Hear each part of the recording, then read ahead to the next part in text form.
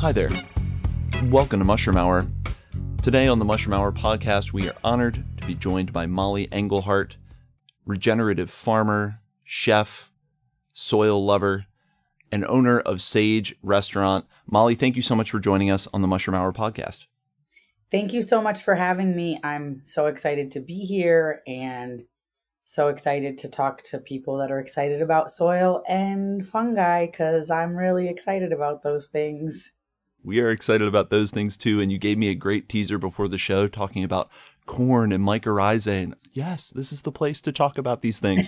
But of course, there's so much to talk about with your restaurant and so much to talk about soil and animal agriculture and the intersection with movements like vegetarian and veganism. So there's a lot that we can talk about. But just as a quick overview, tell us a little bit about your path to getting into regenerative farming, how you got into this kind of intersection between the culinary world, regenerative farming, a little bit how you got to where you are today. So I'm just like a regular, completely indoctrinated person going through life in Los Angeles, driving my hybrid car, bringing my reusable bags to the grocery store and ordering a non-dairy milk in my latte and feeling pretty and running a vegan restaurant. I'm a vegan chef and I'm feeling like I'm doing what I can for the environment, but pretty apathetic that we're just going to all burn in hell and it's going to be a terrible existence for my children. And I didn't have any children. Maybe I wasn't going to have any children. I don't know, with that mindset. And I heard a Graham Sate TED Talk in 2013 that just broke down how the carbon cycle works and how extraordinary plants and microbiology is, and that we have disrupted that. And all that we actually have to do is work with that instead of against that. And for the first time, I was inspired about the future in a long time, since childhood. And I thought, this is a solution. Why are we not just full forced onto this solution? So then I just started researching and then I'm like, oh, cows are not the biggest source of methane. It's food waste. And I'm a chef and I'm thinking, how much food waste is a vegan restaurant making? So much. Buckets and buckets of cauliflower bases from all my buffalo cauliflower that I'm selling. And so I think I'm going to buy a farm. Oh no, first I thought I'm going to get someone else to buy a farm. So I'd come out of the kitchen and I'd talk to every guest in the restaurant that had enough money that I thought they could buy a farm. And I'd be like, you should buy a farm and it's going to be amazing. And it could be an animal rescue and we could have animals. And then I could bring all the compost from the restaurant and we could make compost and sequester carbon and no methane and carbon sequestered. And it'd be like the Clippers coach. And he'd look at me like, oh, interesting. Yeah, not what I'm going to do. And so I realized that I'm the one I've been waiting for. Like nobody else is going to get a farm so I can bring my food scraps to the compost pile.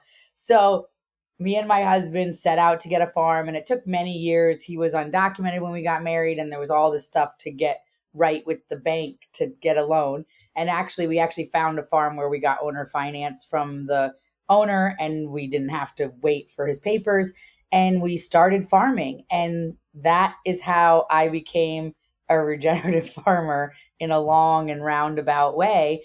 And then once I got there, I'm like composting all my food scraps with going to have a vegan farm with only rescued animals. And I'm so unrelated to the reality of agriculture because even though I grew up on a farm of sorts, apple orchards, and I think we raised calves for a dairy farmer, like just kind of grazed them on our land and had them in the barn in the wintertime. But I wasn't really related to agriculture in that way as from my childhood. I thought that I could have this magical regenerative farm with no death. And I thought that I could rescue animals and I could graze them and that I could save the soil and save the animals. And I was set out to prove it. And I felt I had an obligation to set out to prove it because I had a job over here that paid me. And now I could set out to prove this was viable. And it's not viable. And, over time, I came to the conclusion that it wasn't viable. And I came to other conclusions. And I know you're vegan, and I used to be vegan, and I'm vegetarian now. But I'm there on the farm, and I got a cow because honestly, compost without animal inputs is just not that great. And you need some high levels of nitrogen to set it off. Like when people talk about compost, they say, well, what are you going to use to set it off? They're talking about that. What is that 10 to 20% nitrogen to set off all that carbon, all that plant matter? And so my dad gave me a cow, Una, and Una was already bred when I got her. And Una had a baby, and Una's poop made our compost amazing, and we're growing amazing vegetables for the restaurants, and we're bringing all the food waste back. And the food loop, I'm closing the food loop. I'm so excited. We're doing farm to table at the restaurant, and I'm a prolific breeder. So I keep having babies, and I'm breastfeeding as I have been for the last 10 years because I just keep having babies. And I'm looking down at my baby breastfeeding, and I'm looking at Una's udder, which we're milking off into the gutter or whatever, because the cow is only emptying two sides of the calf, is only emptying two quadrants of the udder. And I'm looking at my kid drinking oat milk from Costco, and I'm going, if my milk is liquid gold, raw and untouched out of my body, isn't that milk that I'm milking and throwing away or giving to employees, isn't that liquid gold too? And then I was like, no more Tetra packs of milk. And then my kids are addicted to the soy milk or the oat milk or the almond milk because they all have sweeteners in them. And I have to get my kids like used to the cow milk. And then we started, and my chickens are laying eggs. And so we started eating eggs, and we started drinking the milk from our own cows, and we're still vegan out in the world. That's me. My husband's indigenous from Mexico, never going to be vegan, never was, never Right. thinks it's a privilege, the ultimate privilege conversation. He's like, people love to talk about what a privilege is. Only eating plants, that's a privilege that can only exist when there's so much abundance. Abundance, right. There's so much there to unpack, and I don't like the word red pilling, but it's interesting that you set out to prove this thing about agriculture, that it could be vegan and still regenerative.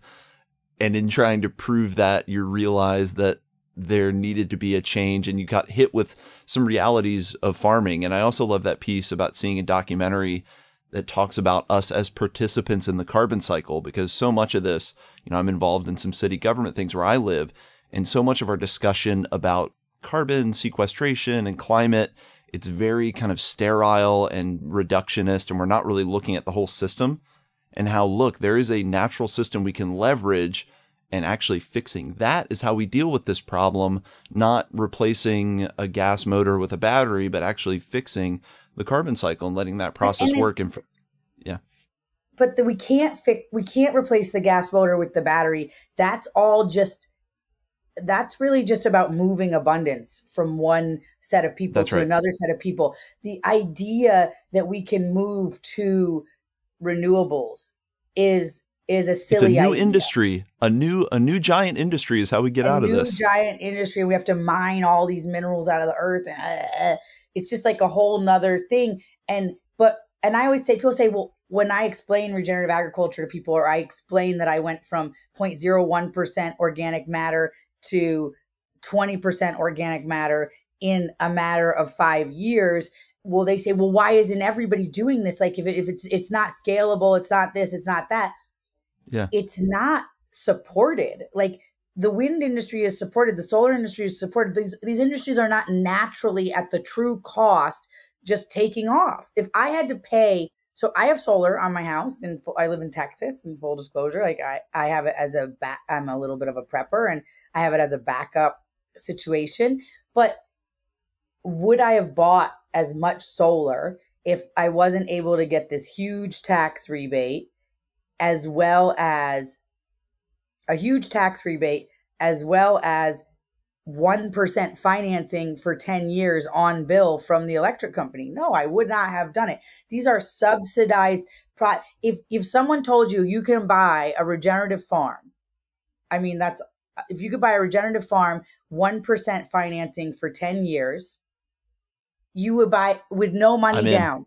no money down, 1% financing for 10 years. You're in, you're on it. Like people say, oh, it's easy to say, well, you're on land. People aren't on land because there's no financial product to get people on land. It's not an equity issue. It's not a people of color, this, that, the issue of land is there is no product to get people on land. You need to put 30% down to buy land. You can put 3% down to buy a house. You can put 0% down if you're military or these other situations. If we had programs like that to get onto land, there would be no shortage of farmers. There's a commitment to there being a shortage of farmers. There's no banking product. People want to talk all day like, oh, can you come and talk about equity and, your husband's indigenous and you're a woman and this is not the problem. There is places where that might be the problem, but where the problem is right now is there is no banking product to get people onto land that makes any sense. If you need 30% down, 25% down, and then land cost with inflation, nobody can make it work. And so they will push every farmer out of the system and the trajectory that we're going. And we just become dependent on these huge agro conglomerates. And honestly, veganism, which may have the purest of intentions, is being used as the knife in the heart of American farmers. And it's terrible because American farmers that are doing right are being hurt by vegans' upset. And I understand the upset more than anyone else. I think that I understand the upset. But vegans, think about the sad victory. If vegans put me out of business, and my restaurants are in very close proximity to going out of business since we've switched to the meat thing. Right. What kind of sad victory is this? This farm to table restaurant that only buys produce and meat and dairy and eggs from local. Well, our dairy is actually not local, but it's regenerative. And then everything else is local. What kind of sad victory is that for the vegans that they put that this option, which is an option for 70% vegan, farm to table, supporting small farmers, supporting regenerative agriculture, supporting soil. What's the victory if they put me out of business? Why? And we were talking about just before the show. So you're listening to the Mushroom Hour. We're on 103.3 KPCA here in Petaluma, California, in Sonoma County. We're talking with Mollie Engelhart of Sage Restaurant.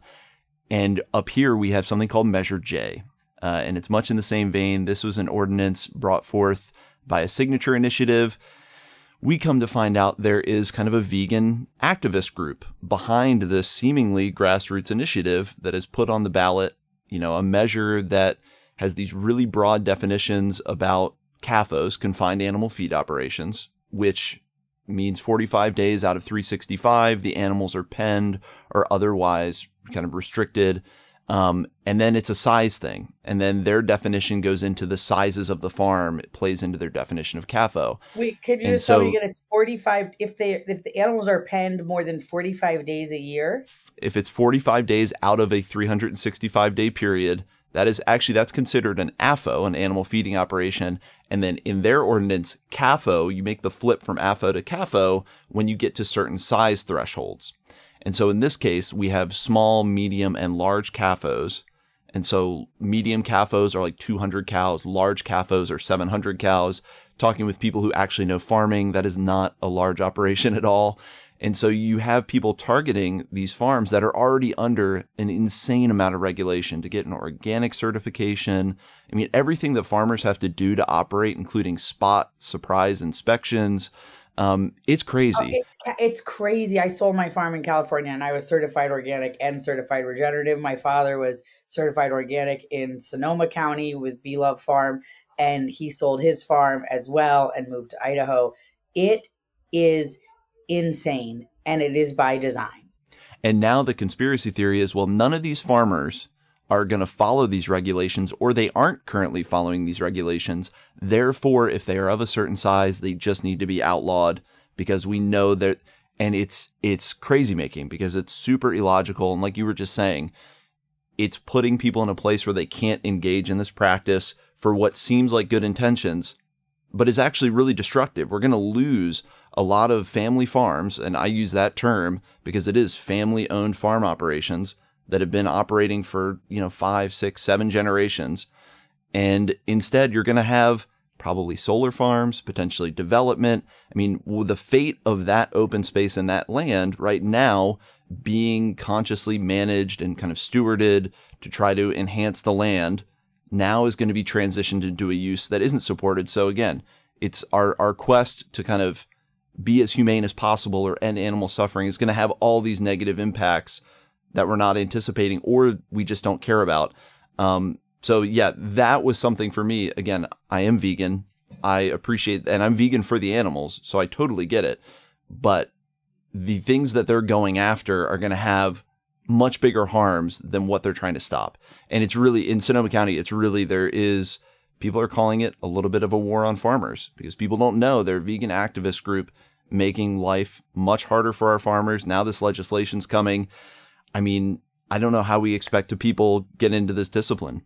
It's also happening in, I think, Oregon. I follow some farmers in Oregon, and they also have similar things that are happening in Oregon. And I don't know what the best solution is. But for example, that's the pen for 45 days. So here in Texas, our cows are on pasture all the time.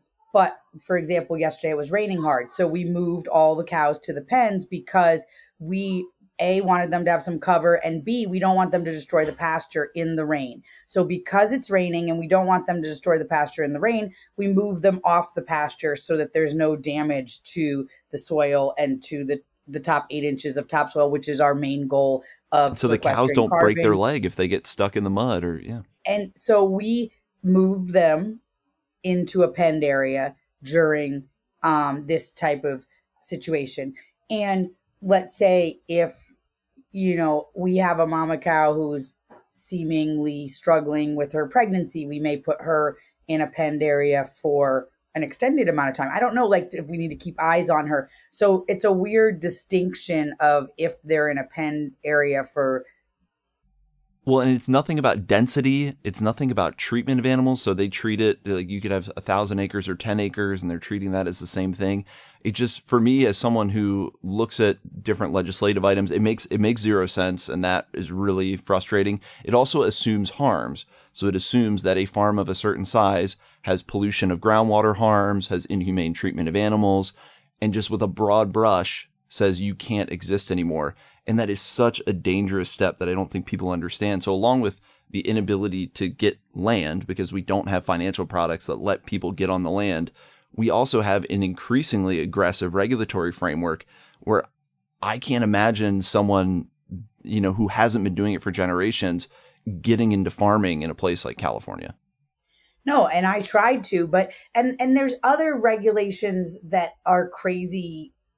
So for example, in Ventura County where I was farming, you can only have one farm worker on your property that lives there for 40 acres in agriculture. So what we were doing was a market garden farm, and we had 2 plots. It was like 28 acres and 17 acres. And so we were doing CSA boxes and a small herd share, but mostly avocados and lemons, and then doing row crops between so that we had biodiversity and utilizing that space between the avocados and the lemons and the oranges. Now, this is very labor intensive, this style of farming. Like I said, we built the soil from less than 1% to 20% in just 5 years.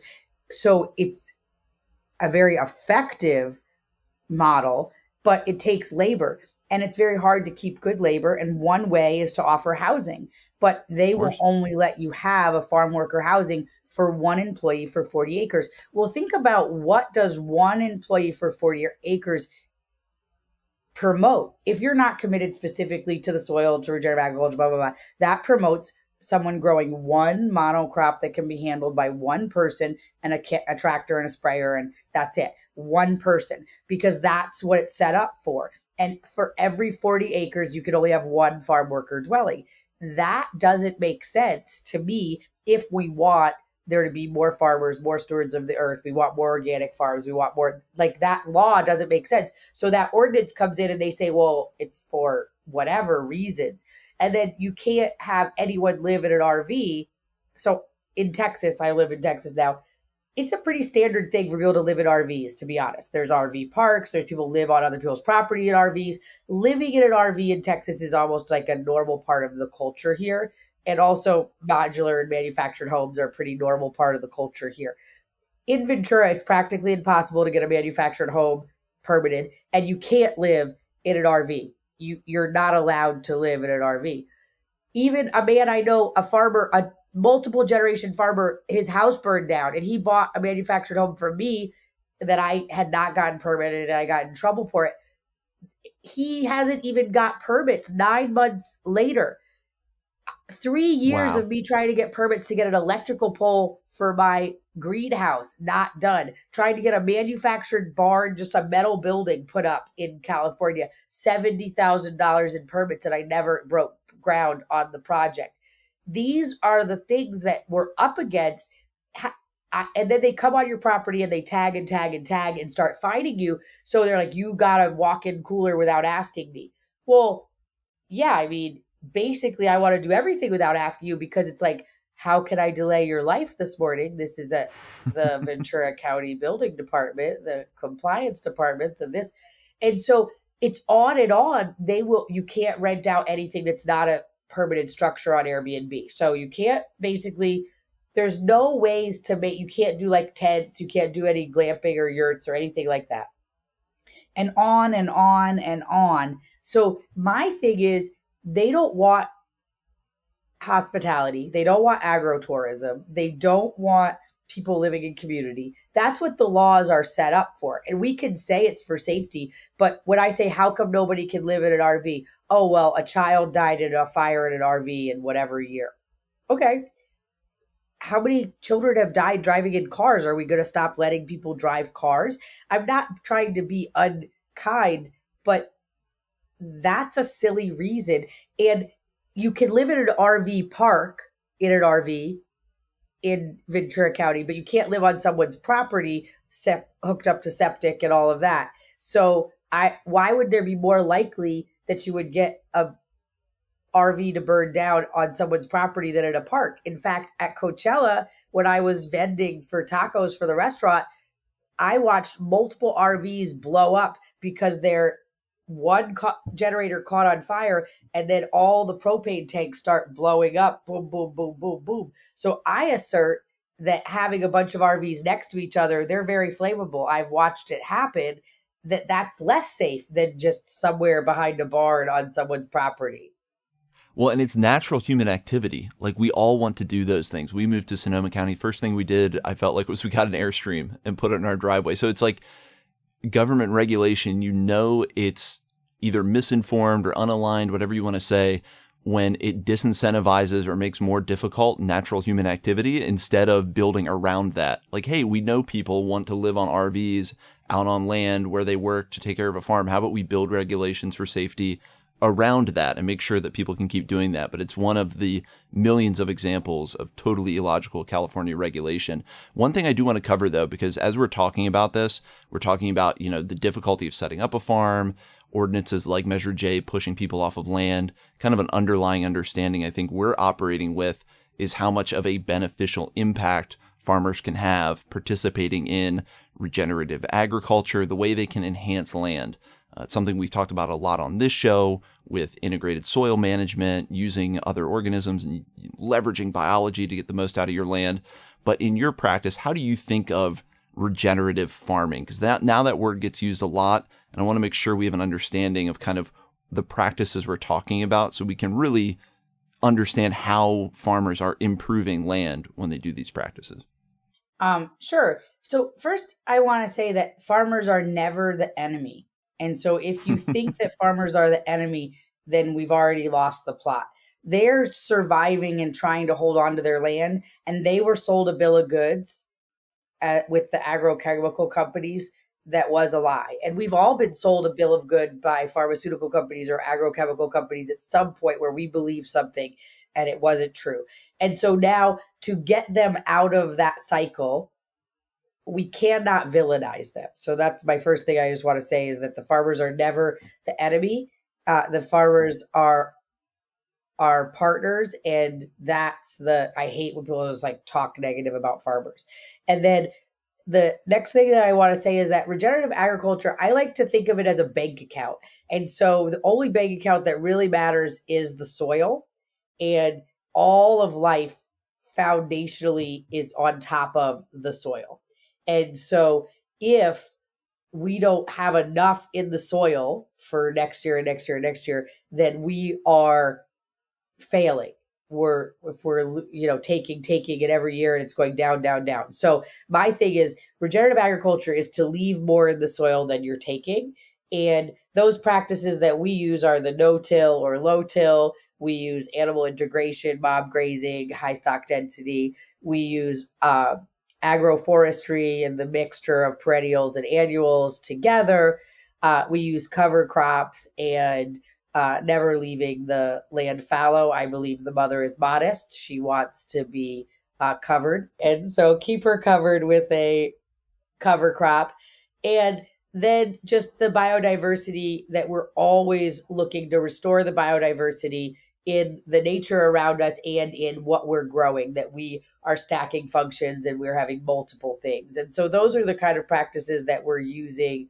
And we do that through multiple different things. And I even would say that the whole penned animal thing is, there's been times where we've penned our cows specifically because we needed that biology that they're dumping in a consolidated space, so that, because we're never going to graze cows in the greenhouse, let's say, but we need some fertility for the greenhouse.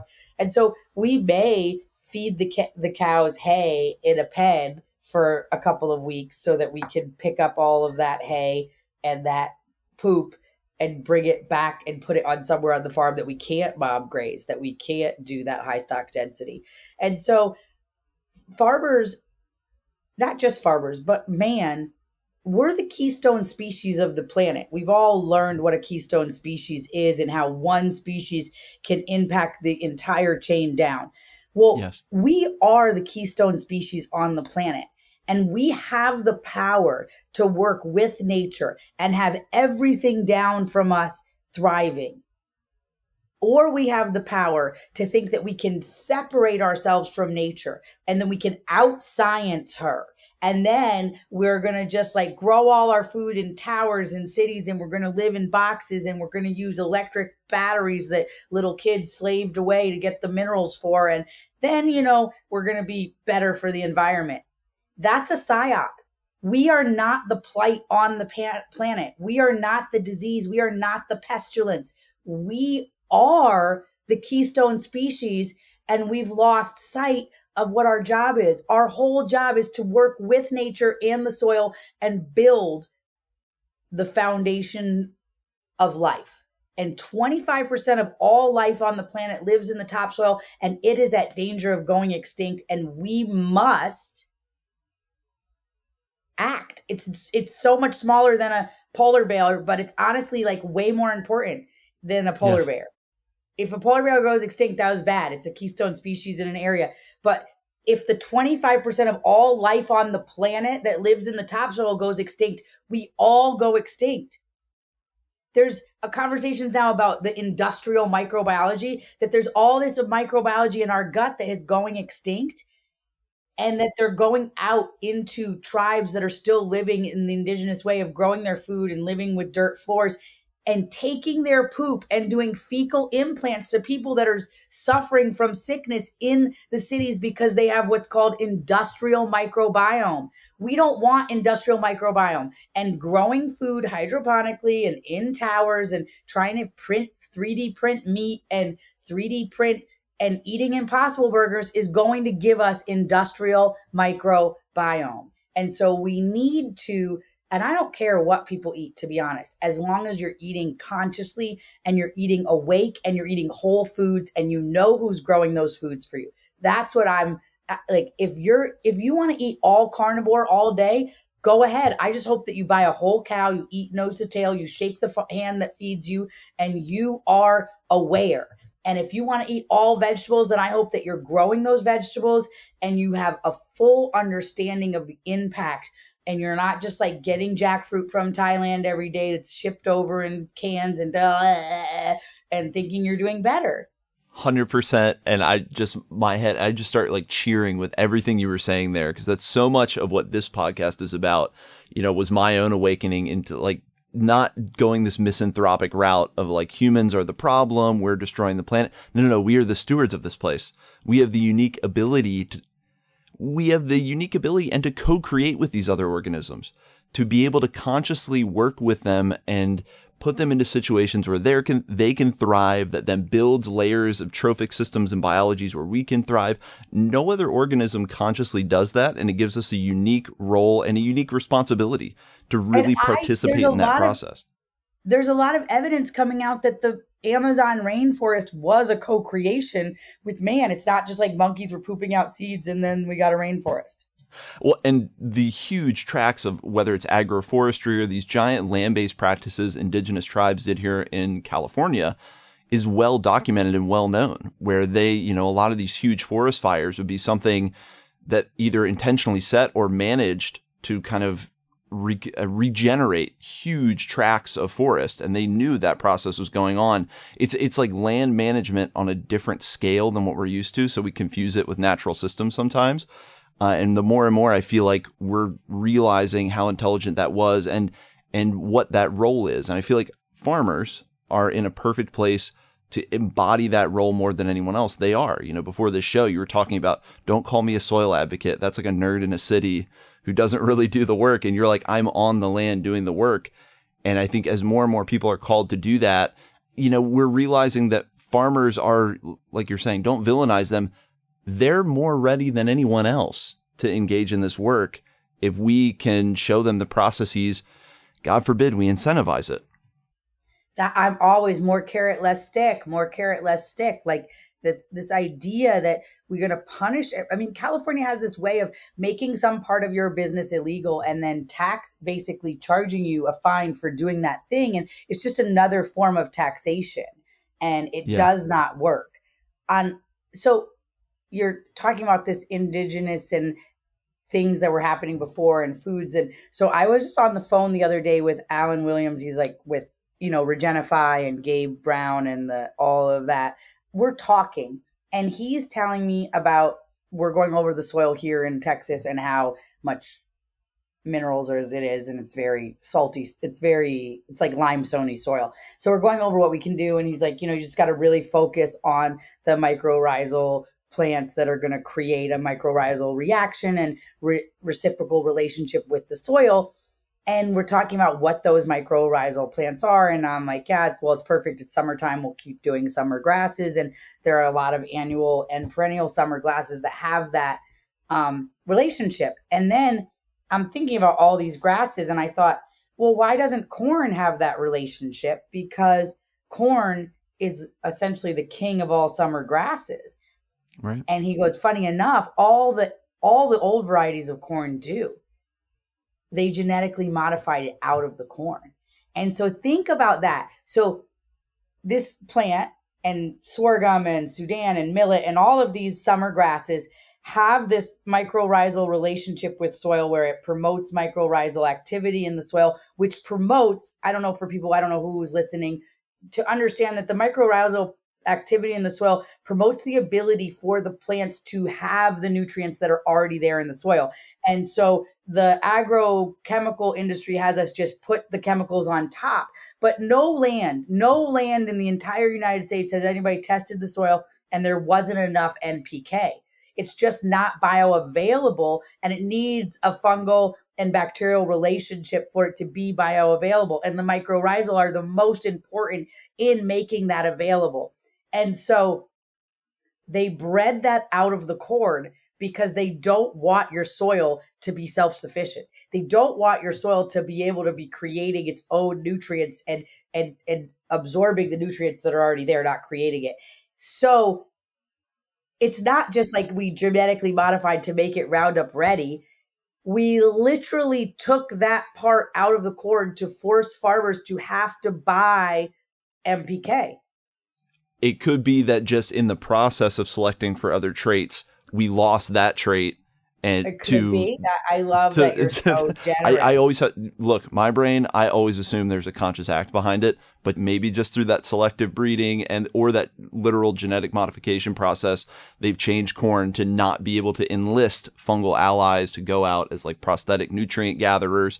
And also, we've had Michael Phillips on and Jeff Lowenfels, and they talk about how just mycorrhizal fungi being in the soil create like unique little pockets where bacterial colonies can thrive, and they give you this whole structure that allows that microbial life to flourish. And of course, this is, like you're saying, this is the true wealth of our future. Like soil, healthy soil is the wealth that we can pass on to next generations, the most important thing that we can pass on at this point. And so the old varieties of corn that used to exist all have that relationship with the soil. And the new varieties of corn bring back the old corn. So anyways, that was an interesting thing. And I was like, I have never thought about that. They needed a new dealer for MPK, and they did not want it to be the mycorrhizal. Well, and that would make corn, just so much about that. If we were using the varietals that had mycorrhizal support, suddenly all these massive cornfields, I mean, the soil would be that much healthier if they still had their fungal partners there in the soil working with them. Well, and just, you've laid, I love that piece of information. That is totally the kind of thing we need to hear on the Mushroom Hour. I was like, when I thought of it, I was like, oh, good. Well, and just expanding on this then, I mean, you've kind of said it, how animals kick this into the next level, but how does adding animals in? Because I watched a documentary called A Vetter World about Daniel Vetter in Nebraska. He was a guy his family was longtime family farmers. He got out of it. He came back. And I saw that documentary, and he talks about like, oh, you can't have like a real regenerative closed system farm without animals. Like that just doesn't work. It doesn't exist. And that kind of first awoken me to it. But yeah, just talk about that, how animals integrated in the process. I mean, is it just the manure, or how is that really kicking this into a new place in terms of soil regeneration? I mean, not just. So the idea of bringing on-farm food for your fields onto the farm, like buying fertilizer, off-farm fertility. There's lots of off-farm fertility that's being sold, and it's all pretty disgusting and coming out of pretty gnarly systems. And so that's the one thing is like, if we can get back to just from a place of resilience, can we get back to all the fertility is coming from a system that's on the farm? Because the biosludge and all of these concerns with these off-farm fertility that people are getting and fertilizers are made out of. I love that term, off-farm fertility. We need to bring that on-farm. Yeah, on-farm fertility. And so people very well-meaningly email me all the time and tell me how a farm can be vegan, and they tell me about how alfalfa can be grown without any fertilizer, and it has a relationship with the soil. I'm well aware of the legumes relationship with the soil. I don't need anybody on Instagram to tell me about it. But if we could just grow legumes and create more nitrogen without any other inputs, we wouldn't have had to make alfalfa into a genetically modified crop that can be sprayed on and everything. Like, it doesn't make doesn't even make any sense.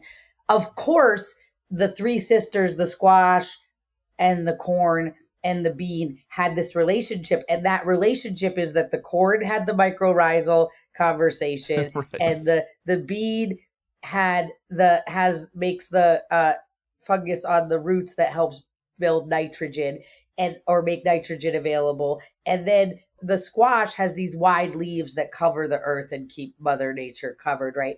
So we understand this relationship. Now, the idea that we could do that at scale without animals is silly, because there is no system without animals. Go to the forest, go anywhere. There's no system. And grassland specifically, which corn is a grass, millet is a grass, a lot of foods we eat are grasses, basically require large herds of animals to move across them, disturb the seed bed, make the ground do what it's got to do. That is how nature manages grasses. That's how it has, and that's how it will. We're just recreating that. But the idea, so people have, I put out a request on Instagram, and I said, talk to the camera. I just said, someone show me a large scale vegan farm that's producing food at scale. I'm not talking about a homestead, and I'm talking about someone producing food at scale, because people keep screaming at me that regenerative agriculture is not scalable. And I can show you, Gabe Brown went to 4,000 acres to over 1 million acres in 10 years. It's definitely scalable. Look at what Will Harris is doing. He brought back not only the vitality to his land, but the whole community had nothing, and now it has restaurant, it has, the gas station and there's employees that live in the area. And he's like regenerated not only his farm, but his community. So regenerative agriculture is definitely scalable. I cannot see how vegan agriculture is scalable, because where is the off-farm, where are you getting the off-farm fertility from? And then, so I found one farm, they collect sea guana. Okay, cool. That's like for a very specific location that you could have it. You have access to that. There's a very small farms in the tropics, and I'm like, they grow tree fruit. And I'm like, okay, another thing is, so you got a farm that was already established as an orchard, and you're just mulching everything. Great. I think there might be some applications where you can do regenerative agriculture in a tree system that you got it when it was already established. So you didn't have to kill the squirrels and the voles and moles when you were getting it established. Or, there's certain systems, or you're close to a sea guana or you're close to some bat caves and you can go collect bat guana. But at scale, how do we do that? And so, because people want to scream that meat agriculture is not you can't scale regenerative meat agriculture. But the truth is, and I don't eat meat. I don't like to kill animals. I don't like that part of it. But grasslands that are not viable for growing corn, soy, millet, sorghum, Sudan, rice, whatever you guys eat, cabbage, broccoli, cauliflower, my whole diet are not the same land that we're using to graze cows. Cows take things that are unedible for us and turn it into calories that are edible for us, turn it into many different things. The cow is an amazing creature, and we have to respect what it does. It can put on huge amounts of weight with something that we can't even take any nutrients out of. And so whether we need to eat less meat, maybe, I don't know. There's so many desertified areas that could be regenerated with this process. And so I think as we start scaling regenerative agriculture and bringing down other kinds of agriculture, decentralizing the processing, making the processing more humane, we can talk about whether we need to eat less meat or not. But we do need to incentivize farmers that are doing the right thing for all of humanity, all of the microbiology, and all of the animals. It's crazy to think we're just going to stop it all and everybody's going to eat Impossible Burgers. Because what is the outcome there? I am interested for someone to tell me, do cows just live in a zoo and you go and visit and you get, that's a Brahma. We used to use those they can be in heat tolerant areas and blah, blah, blah. That's a Holstein. We used to use those for milk, and people just go and pet it in a zoo. And that's what we want for cows. I mean, they're like the original biotechnology, using organisms that already have a transformative capacity on organic material is the original. We don't need to invent new technology. It's right here. It's the magic of a ruminant animal. They're incredible. There's a reason why cultures have worshipped them. It's not just for the milk they produce, but it's also the biological kind of life-giving nature of their digestive and waste processes. And there's so much in what you're saying there. And yeah, a world where people are eating lab-grown meat and going to the giant, hydroponic tower to get their vegetables, that sounds like a hellscape. That's going to lead to unhealthy humans and a crazy, unhealthy planet. Everybody's going to be mentally ill because the connection between your gut microbiology and your mental health. I'll take it all the way back. People say well, guns are such an issue right now, and you should be anti-gun, or I should be anti-A2. Well, I'm not. I'm pro people getting mentally well, and I think I'm pro whole foods. And if everybody was just eating whole foods, why have we gotten so crazy? I actually think it's because we're not eating foods. We're not eating real food. We're not eating real food. And so ultra processed foods is giving us this industrial microbiome that is not compatible with having us have a well-grounded, centered way of thinking in the world. Yes. That is, and there's this documentary on Netflix. Oh, I'm not supposed to promote anything, but there's a documentary called Hack Your Health or something like that. And there's a woman who did like DIY fecal transplants because she was so desperate and so unhealthy after destroying her microbiology in grad school, just eating sugar, candy, sugar, just like stressed and not eating any real foods for an extended period of time. She's now can only eat like 12 foods, and she's trying to think. She took her boyfriend's poop and did a fecal transplant with it, and she got depressed like her boyfriend. She took her brother's poop and did a fecal transplant, and she got his acne. He has hormonal acne. There's so much connected in our gut, and we just completely ignore this microbiology, but we're so much of that. We're more that than we are the skin bag that's holding our soul. We are hollow bionts, which means an stable organization of a bunch of different colonies of organisms in a suit. That's what we are. And 100%. We haven't appreciated microbiology when really, I think in a lot of ways, that's who's running the show. A big joke with mushroom people is like, there are these cordyceps that take over insects and make them mind controlled to do things. Are fungus and microorganisms doing it to us? And I'm like, yeah, probably. Probably like our desire to do things or our personality is probably shaped by the millions of other organisms living inside us. And we're just a collection of all the things that we've done in our lives. We've picked up microbiology. And so I was raised on a farm. I ate a whole food diet. I was a vaginal birth. I was breastfed for at least some amount of time. And I was never given formula. My mother was not into sanitizer, wasn't even really into washing your hands like after you went poop or whatever. But I don't remember her being like, wash your hands before you eat. I don't remember, like, that was not a thing. Like, wash your hands before you eat dinner, like, not a thing. Out on the farm, come in, eat dinner. I don't remember. My mom believed eating with your hands made food taste better. So she encouraged us eating with our hands. And so all of these things combined has given me the ability to, I just had 4 babies in my 40s and late 39. And so I'd say that is a testament. I was also not vaccinated for factual background for anything ever. So. And look at the output is a robust, intelligent human who's super engaged. It's like there's something working here. And able to reproduce. And so there's so many things disrupting our microbiology, and the food system is a huge one of it. C-sections are huge. Formula is huge. And so I was kind of joking about guns, but not joking, but saying like, that's all we need. But it's not just about, that's one place we see mental illness. But if you walk on the street in any major city in the United States, there's a mental illness crisis that's happening. And we know it. I mean, articles are written about it. We all feel disconnected.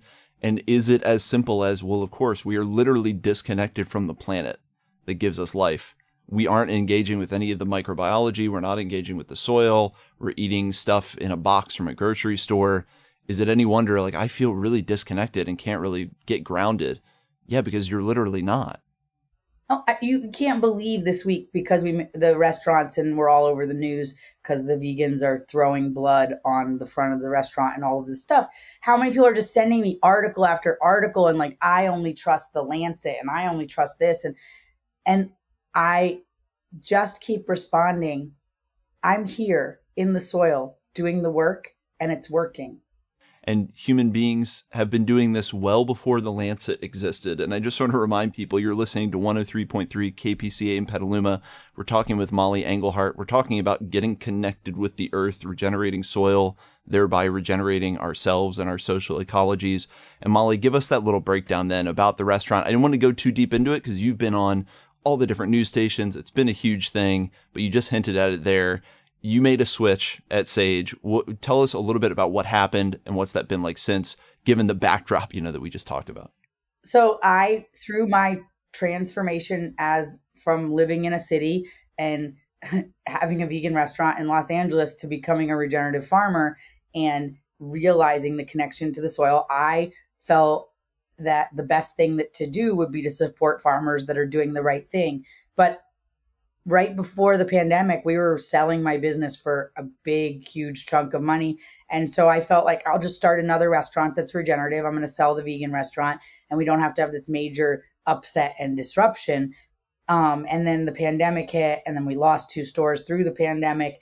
And we were thinking of closing these last 2 stores.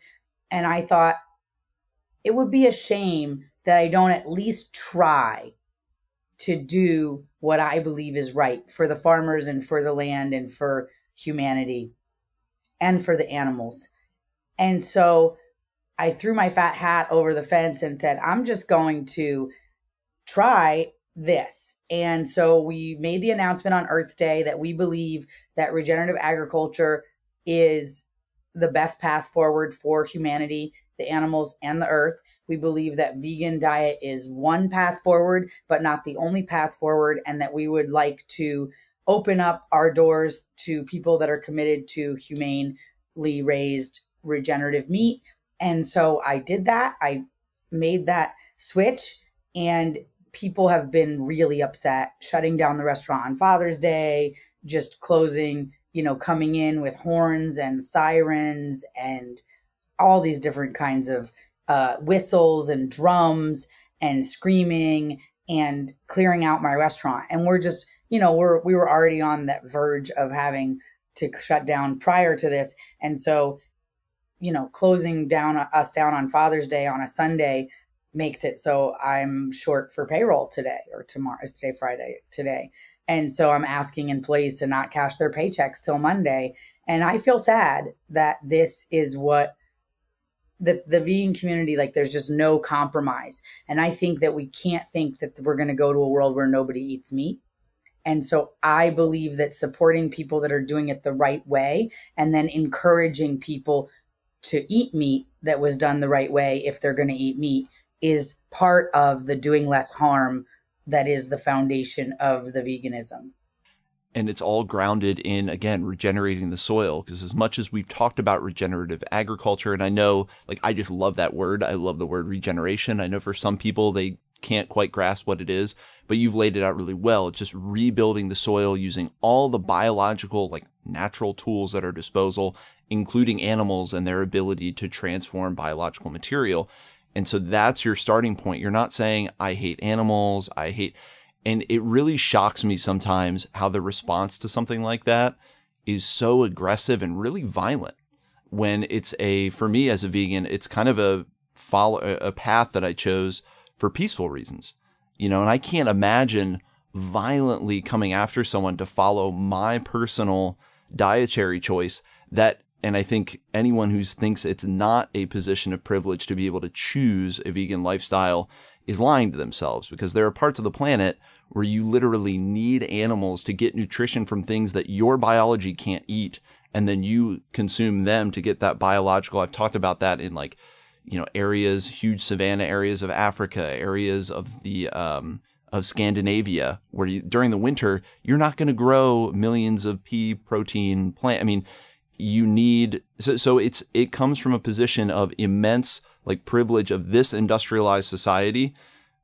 So then to act like this is a moral imperative to the point of being violent with people to make them do it is just crazy. And I think a lot of people who have chosen a vegan path kind of feel the same way, whether it's the groups doing, and we can talk about who the heck are funding these people, why are they doing this, or the group up here, Direct Action Everywhere, that was behind this Measure J initiative. it's just like, it seems illogical and kind of antithetical to the vegan path to have a violent reaction when someone chooses something different. But I think it's part of the whole separation psyop that we're all going through right now. And you can't believe how many people yesterday, I mean, we got a lot of coverage on Fox News in the last 24 hours. We were on the 5 and we were on the morning show and we were on the, the local channel and on the national channel. And people are like, I can't believe you were talking to Fox News. You're canceled. Right. And I'm thinking to myself, I can't believe that you still believe in these false paradigms of red and blue and Fox and CNN. And like, this is all these boxes are to have you feel separate from other people. And I love to say I'm a radical centrist because everybody's like the radical left, the radical right. I'm like, I'm radically in the center. Like, hey, we're all humans and let's try to be human together, and we can disagree. Let's love people we don't agree with, and let's agree with people we don't love if they say something that makes sense. Like this idea that you have someone has one idea that you don't agree with, and you're not friends, or you don't talk to them. It's like, I don't agree with everything with my husband. We have discussions all the time. Like my husband would love to just take a plow to the field, and it's easier, it's faster. My husband prays to the God of efficiency, and I pray to the God of mycorrhizal and bacteria and fungi. And so, we have different ideas like that, this idea that we're going to all believe the same exact thing. And then we talk about the privilege of it. I remember when I married my husband, the second time when he got his papers, we went to Oaxaca, and my husband's from a town or a village in Oaxaca that didn't even get a road to the outside world until 1991. He's Zapotec, and he grew up, digging a hole to poop, and just 4 stone, kind of 3 stone walls and a thatch roof and hammocks, and then a fire outside for his food. Like, this is the life he grew up in. And his mother did such a great job of creating this meal for all of my family. And she was terrified. Like 60 people from America are coming to her house, which is God. Like just a small thatched roof thing, for the night before the wedding. We did the wedding at a hotel like an hour away, but they wanted to host the dinner, the traditional dinner the night before at their house. She was, working so hard and making these tamales, and they harvested whatever chickens from their yard and threw people out to go get fish. And any kind of protein they could get to fill tamales enough to the 60-person party that we brought from the United States. And people were on Instagram like, it doesn't look like that's an all vegan meal. And I remember thinking, imagine the privilege that you're concerned that Adelina, who's been working for days making tamales for my whole family, that every tamale, no, I'm sure even the vegetarian tamales that she made for me, the 5 that had potatoes and tomatoes in them for me, likely had lard in them, if we're going to be totally honest. But it would be crazy to think, she was literally gathering up chickens from other people's yards, and my guests are like, there's bones in the tamales. Yeah, there's bones in the tamales. They use the whole, you just have to eat around the bones. That's how the marrow and everything gets into the tamale. We come from so much that we have. And I had a friend, Ricardo, and he was like, wow, I see why people come across the border.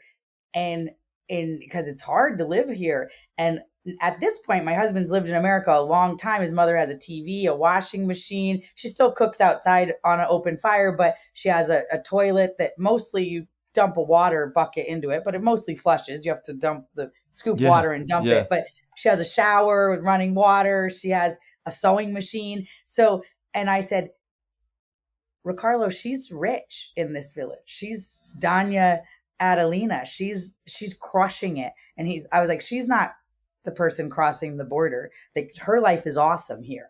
And so it's interesting the level of what we take for granted here in America: a flushing toilet, hot water, food available at the grocery store, all these things that are not available to much of the world. And so without, having that perspective, it's easy to think Adelina should have made a vegan meal for the 60 guests that were coming for our wedding.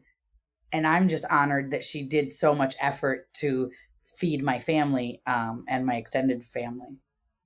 Well, it's a beautiful story, and it is interesting to think about. We've talked about how disconnected our society is, and you've kind of framed our ability to re-embrace farming as this regenerative process where we're helping the soil, we're engaging and co-creating with microbes in a very conscious way. But right now, we're in a system that has a perverse value system informed by disconnection and all this disjointed society. And then we project that out onto other people as if they need to follow that value system. Whereas what you were laying out, all the rich people I know in Sonoma and Marin County want to live that way. That's like what they're doing now is they're trying to have a sewing machine and cook outdoors. And so we're kind of realizing that, wait, no, our value system was totally backwards. We got all the money and all the stuff. Everyone still hated it. And now there's this movement to go back to the earth. And I think getting connected with the soil again is a huge part of that, and listening and taking, and that's what I worry about sometimes with people who choose a vegan path is they just shut down. And I've said it becomes like a religion, right? It becomes like a religious belief system that is totally calcified, and we're not listening and re-examining anymore, which I still try to do, that I think is vitally important, whether it's political, whether it's your choice of diet. I mean, don't be so rigid and calcified that you can't take on new information or see from someone else's perspective, because obviously a lot of the polarization we have in society is because of just that. We've identified too strongly with some of these monikers or belief systems that we took on first, and then we stopped listening to input, which is really dangerous. We're trying to grow as much food as possible ourselves. And when we're in California, we're at a higher percentage. We're starting over here in Texas. We're at a lower percentage, but we're at a fairly high percentage here too. But when you're growing your own food and you can do that vegan, then I'm totally open to have that conversation. Yes. And this idea that animal agriculture is using so many more resources and then every calorie and 10 times I literally want to say, okay, resources, I don't know exactly how you're counting resources, but if you're counting it in calories spent to grow the calories, I'm pretty sure that it is really, really hard to grow your own food if you don't live just in that band around the equator, to eat a fully vegan diet. And I know people that are fruitarian in Chicago, and it works for his body and he's healthy and everything. And I say, yeah, but is it a fair percentage of what you're taking up of the whole to only eat fruit in Chicago? Like, what does it take? What does it take of the world community for you to only eat fruit in Chicago? I don't know. You have to ask yourself if that works for you. But I know that when I started living on land and growing my own food, no, I didn't start eating meat, but the calories that are available from the milk and the cheese and the eggs that we're having come on our farm, that did make sense to me, because would I rather eat that or grains that we're bringing in from wherever else that I don't know, and I don't know what the practices were and all of that? I would. And so that's how I started eating dairy, kind of replacing a lot of the grains that were in my diet, because I realized when I want to grow more of my own food, I cannot grow grains at the volume. We eat a lot of popcorn. People say, why do you guys eat popcorn every night? Well, we grow a lot of popcorn. And so I can grow popcorn easier than I can grow rice. So the grain that we're eating is popcorn. Yes, absolutely. And I hope that more and more we can have our belief systems challenged and hear from people who are on the ground doing the thing, whether it's practicing agriculture. Again, we're broadcasting here in Sonoma County. I learn from farmers all the time. And I do appreciate you wanting to break up people's image in their head of who a farmer is. These aren't all people in Brazil clearing out rainforests to create cattle pastures, right? And actually, by supporting the farmers here, you are preventing more of that, probably. I always right? You're say directing that. away from People that. want to scream about the rainforest. Great, we shouldn't eat Brazilian meat. I'm all for that. Like, it's the same about drilling oil. People say, oh, well, we stopped drilling in LA now. Great. But we're still drilling in Ecuador, and the Achuar people's waterways are being fucked up. So you just outsourced, you just outsource the suffering away so you can't see it. California has so many regulations. I'm pretty sure that whatever oil drilling is happening in California is happening in the cleanest and best way possible. Why do we want to outsource it to somebody else? Or people plug in their Tesla to a coal electricity that's being made from coal, and you're just outsourcing the pollution to somewhere else. And what I'm saying is, how can we get into hub and spoke models of food production where we are buying from local farmers and supporting them to do the right thing? Farmers want to do the right thing, but they need a market. Yes. And we are all so committed to our convenience that we don't care, and we don't buy directly from the farmer, and we don't even know who's feeding us. I mean, a really powerful message that you've put out here. You said, as you were saying insights, I was like, oh my God, I totally agree with this, but you just delivered and really gave us some potent things to think about. I want to remind people you've been listening to the Mushroom Hour on 103.3 KPCA. You can find all of our podcast history on welcometomushroomhour.com or any podcast platform. And Mollie, remind us where people can go to find more information about everything you've got going on. My restaurants is The Kind Sage on Instagram, and it's the Sage Regen Kitchen is our website. I personally am Chef Mollie with an IE on Instagram, and our ranch in Texas, which is a hospitality ranch, and you're welcome to visit, is sovereigntyranch.com. And you can also go to Sovereignty Ranch, the Instagram, if you want to follow along with our regenerative practices, and see all the fun stuff that we're doing, and cute animals. Of course. Come for the cute animals too. Well, thank you so much, Mollie, for coming on the Mushroom Hour. It's truly been such a pleasure. Thank you so much for having me.